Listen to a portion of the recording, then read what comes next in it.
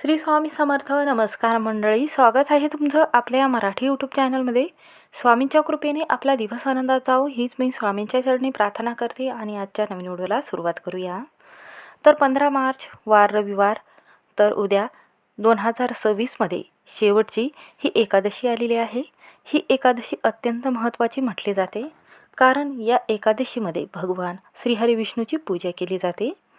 हा दिवस हिंदू धर्मातील एक अत्यंत महत्त्वाचा दिवस मानला जातो, कारण एकादशी तिथी ही सर्वात मोठी आणि पवित्र तिथी म्हणून ओळखली जाते. पापमोचनी या शब्दाचा अर्थ असा होतो की पापाचा नाश करणारी किंवा कोणत्याही पापापासून मुक्तता देणारी ही पापमोचनी एकादशी म्हणून ओळखली जाते. या दिवशी मनभावे व्रत केल्याने माणसाला नकळत कळत झालेल्या पापाचा आणि आपण जे चुकीचे काम करतो तर त्याची माफी श्री हरिविष्णूला मागली जाते. व्यक्तीला दोषमुक्त होऊन पुण्य प्राप्त होत असते. हे व्रत केल्याने जीवनात आनंद, सुख, शांती आणि प्रत्येक कामात यश मिळत असते.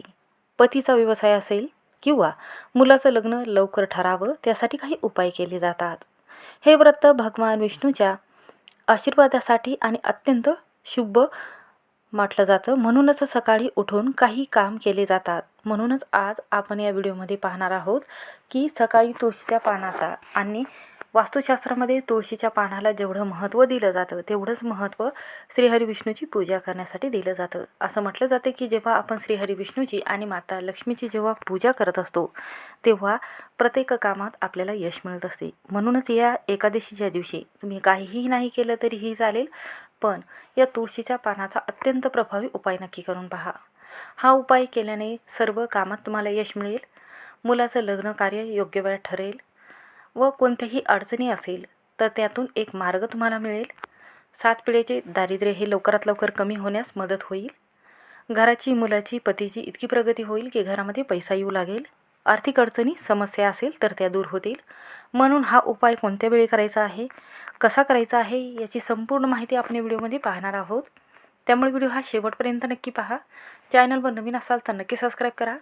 कमेंटमध्ये ओम नमो भगवते वासुदेवाय नमः हा मंत्र लिहायला विसरू नका आणि श्री विष्णुदेवाय नमः हा मंत्र नक्की लिहा. तर पहा, हा दिवस खूप महत्त्वाचा मानला जातो. जेव्हा एकादशी ही तिथी रविवारच्या दिवशी येते आणि गुरुवारच्या दिवशी येते, या दोन्हीही दिवशी आलेली जी एकादशी असते याला खूप महत्त्व दिलं जाते. तर पहा, या दिवशी माता लक्ष्मी जेव्हा संध्याकाळी प्रदोष काळामध्ये घरामध्ये प्रवेश करत असते आणि सकाळी 6 वाजता प्रवेश करत असते, त्यावेळेमध्ये आपल्याला घरातील जी साफसफाई आहे तर ती करून घ्यायची असते. या दिवशी असं म्हटलं जाते की जेव्हा तुम्ही कांदा, लसूण एखाद्या भाजीमध्ये टाकता किंवा तुम्ही वरण फोडणी देता त्यामध्ये टाकता, तर कांदा आणि लसूण चुकूनही टाकू नये. याचबरोबर या दिवशी भात बनवला जात नाही, कारण एकादशीच्या दिवशी भात खाल्ला जात नाही. या उपासाला धान्य असेल, गहू असेल, तांदूळ असेल, डाळ असेल, ह्या कडधान्य जे आहे तर ते खाणं टाळले पाहिजेत. फक्त आपल्याला उपासाचेच पदार्थ या उपासाला खायचे असतात, कारण या एकादशीचे व्रत केल्याने जन्मोजन्मांतरीचे पाप हे नष्ट होत असतात.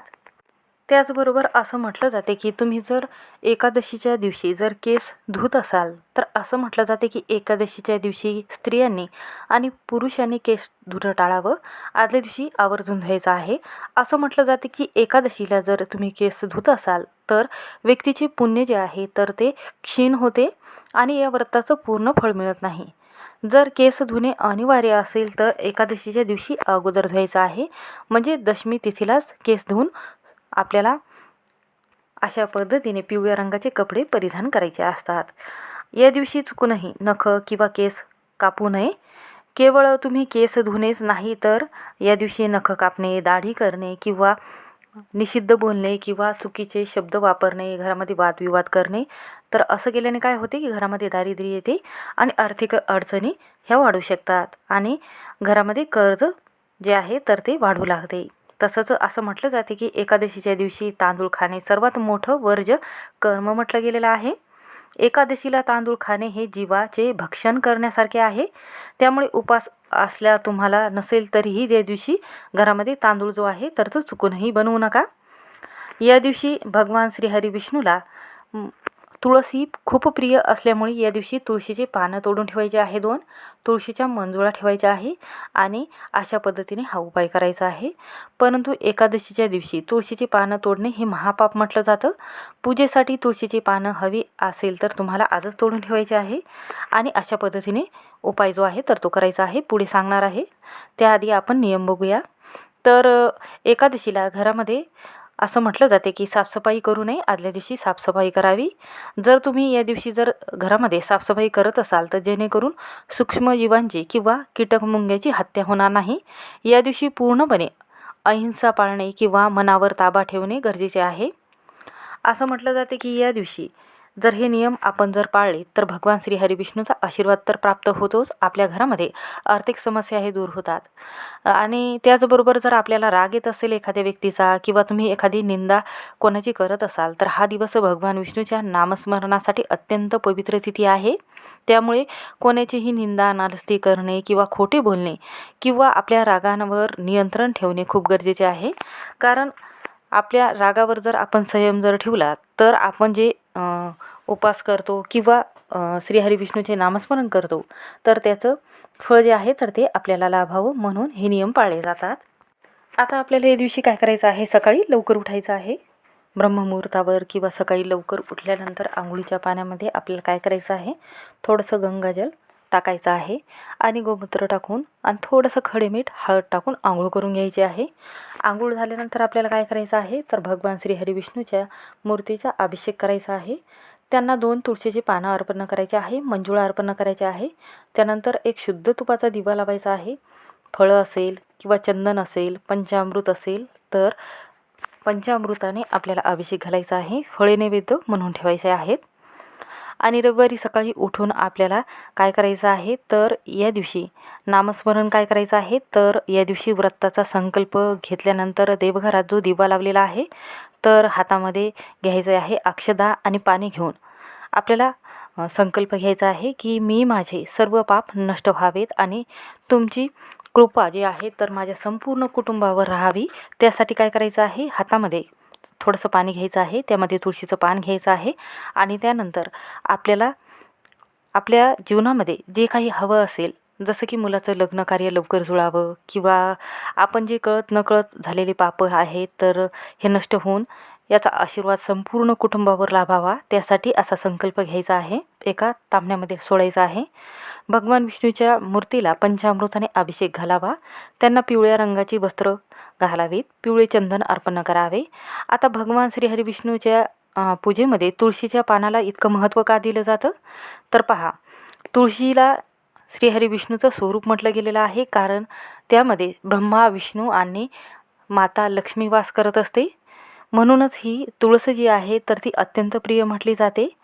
कारण पहा, तुळशीला रविवारी तोडले जात नाही, त्यामुळेच शनिवारीच पाने तोडून ठेवावीत.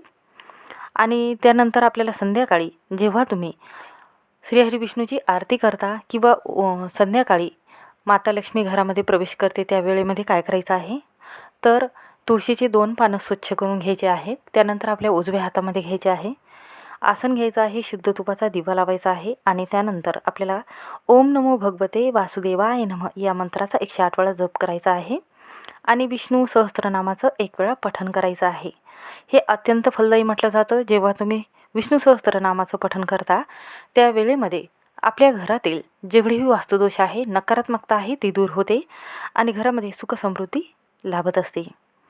या दिवशी एकादशीच्या दिवशी कथा वाचावी, श्रवण केलं तरीही चालेल. यामुळे व्रताचं पूर्ण फळ आपल्याला लाभत असते, म्हणून हा नियम नक्की पाळायचा आहे. या दिवशी पूर्ण उपवास निराहार करणे अतिशय उत्तम म्हटलं जातं किंवा तुम्ही फलाहार केला तरीही चालेल. या दिवशी चुकूनही आपल्या घरामध्ये मांसाहारी पदार्थ किंवा बाहेर घरामध्ये मांस, मच्छी, अंडे बनवू नये. त्याचबरोबर बाहेर जाऊन खाऊ नये, हे नियम पाळायचे आहेत. अशा पद्धतीने जर तुम्ही या दिवशी दुसऱ्या दिवशी ब्राह्मणाला, गरजू व्यक्तीला जर तुम्ही दानधर्म करत असाल आणि नंतर जर तुम्ही सूर्यास्तानंतर उपास सोडत असाल द्वादशी तिथीला 16 मार्चला, तर या पूर्ण जे व्रत तुम्ही केलेलं आहे त्याचं संपूर्ण फळ आपल्याला लाभत असते. म्हणून हे नियम पाळावेत. श्री स्वामी समर्थ. व्हिडिओ आवडला असेल तर स्किप न करता शेवटपर्यंत नक्की पहा.